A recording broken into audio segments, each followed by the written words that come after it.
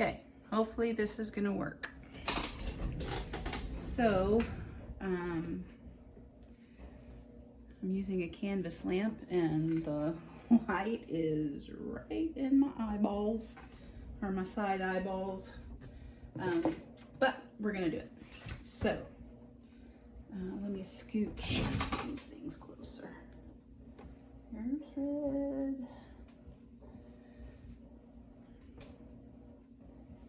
There's green. There's blue. And pink and orange. Okay, perfect. Alrighty, so there are two ways that you can join the fabric. You can, this is how I typically do it, where I just go on and, can you see that? Let's see, let's get it a little bit. You can join it across the seams like that, or the ends. And always when you're starting, hold the thread back there so it doesn't bunch up. Sometimes I forget. So I'll do that for a bit. And I'm not gonna do a huge long I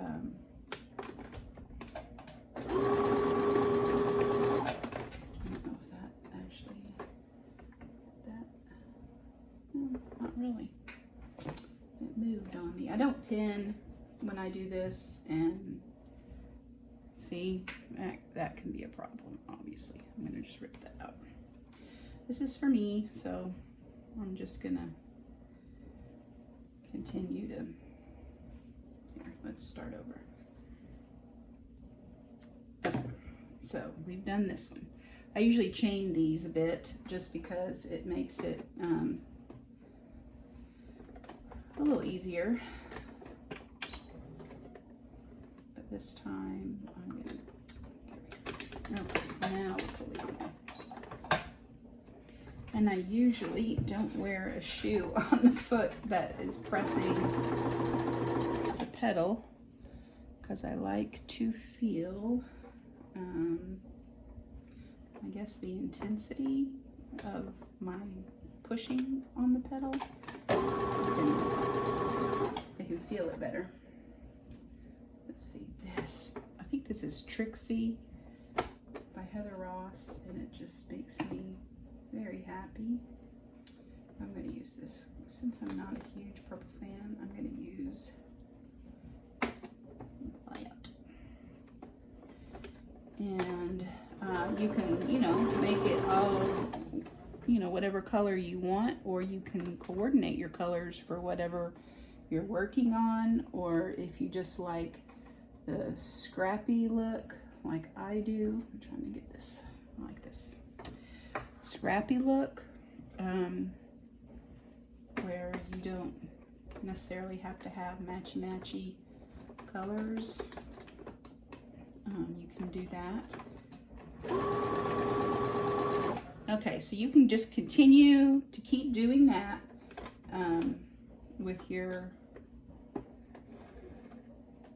strips, and they end up in a chain like this that you can just snip apart.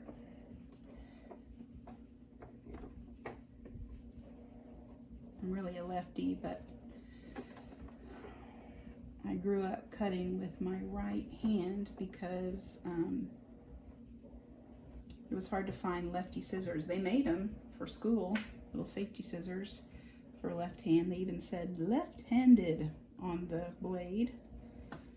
But I do have a pair of Ginger lefties.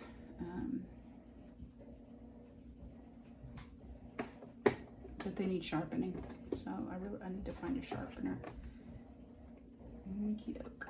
And so now we just join two short sections lengthwise. I like yellow and gray together.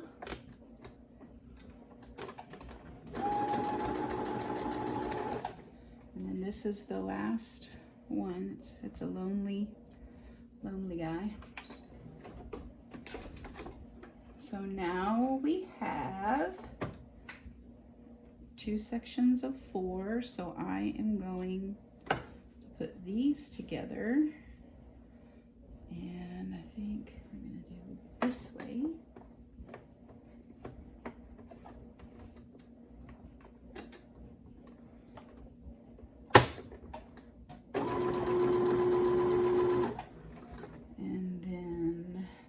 Pink, this has dots. I'll do this. That's what I shall do. You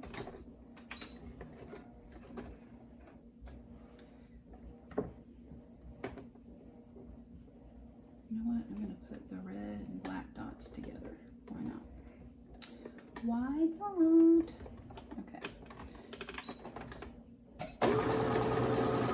Okay, so easy peasy lemon squeezy. So you've just joined these together, and they're all frayed. They're supposed to be frayed. Do not hem them. That's ridiculous. Unless, I guess, it's for a really super finished project.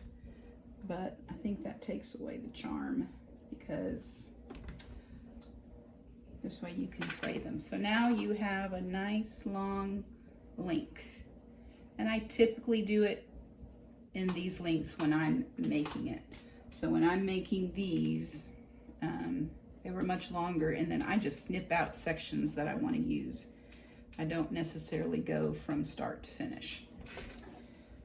But then lower your needle into the center. I'm going to increase my stitch length to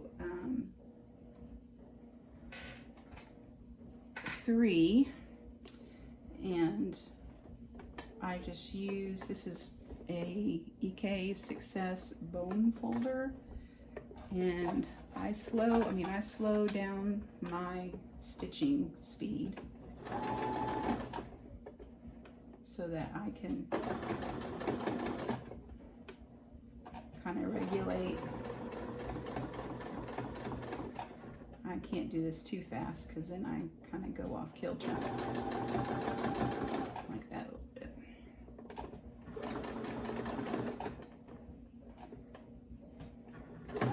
You could also do a very loose stitch, like I don't know how loose y'all's machines would get. I think mine's a 5. That's as loose as it, that's as long as the stitch length between stitches is. You could do that and just gather it yourself by pulling one end of the string or the thread once it's completed. Let's straighten that out. But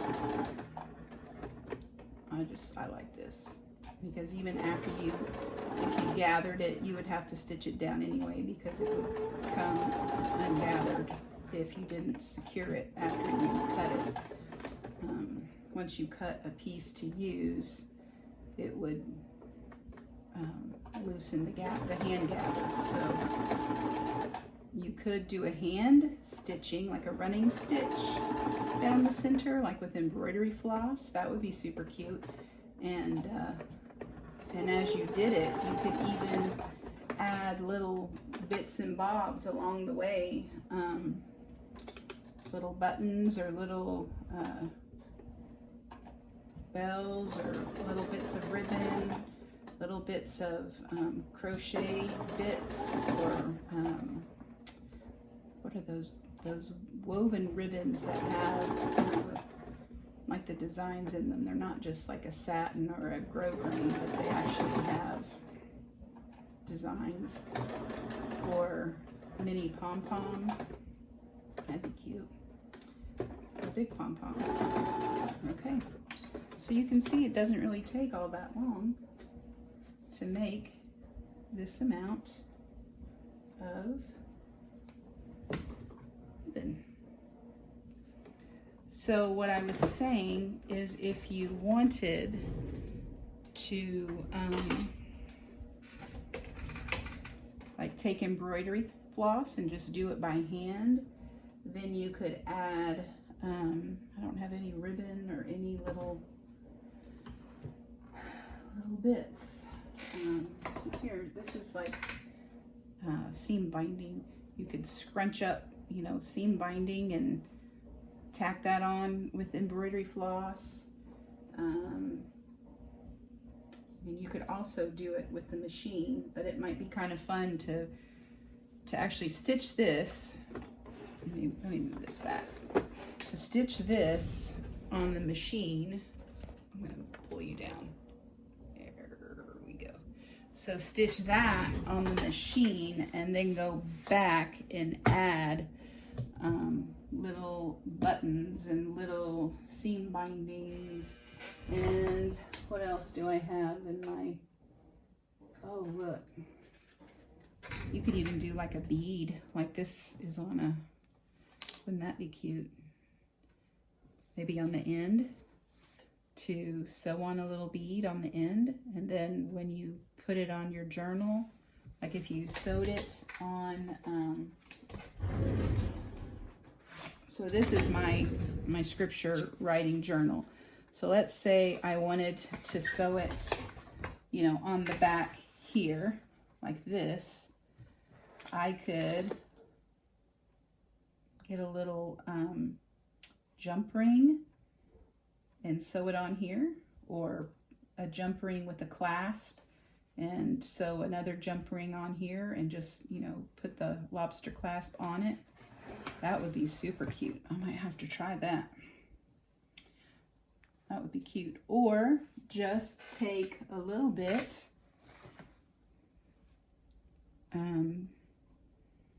just like a snippet, like this, and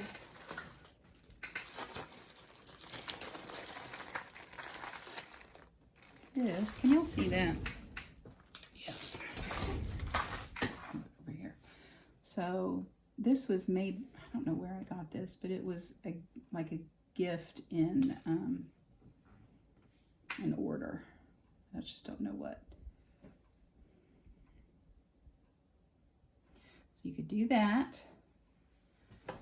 And then you just take your little ruffle. I'm going to do this up here.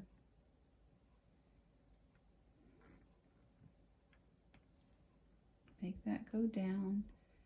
And then you could just staple it on. You don't even have to sew it. You could just do a little staple with your tiny attacher. I'm not going to do it, but just, you know, attach the fabric to your journal. How about this? How about we do it like this? This is kind of my example, which I kind of like. This is a good idea card. So look, does that not? Oh my gosh, y'all, I have to make more. Gotta make some of these. Those are cute. So you could just make up a bunch. Ooh, that's really shaky. You could make up a bunch of dangles like this. Put them on bulb pins or garment pins, whatever you want to call them. Slip them on a piece of your ruffled ribbon. And then put it on, this is just a blank memory dex. This is my base. And then I usually put stuff on top of here to make it taller, not wider, but taller, like this. This was a tall base. But I made this whole little snazzy bit. And so I have varying sizes of memory dex cards. So I just use these for the base. So there you go. The end. Have fun. I'm gonna continue packaging until I can't package anymore, and probably list them in my shop on Sunday, January. My watch is not on. I don't know, whatever today is. And I think is it the 27th?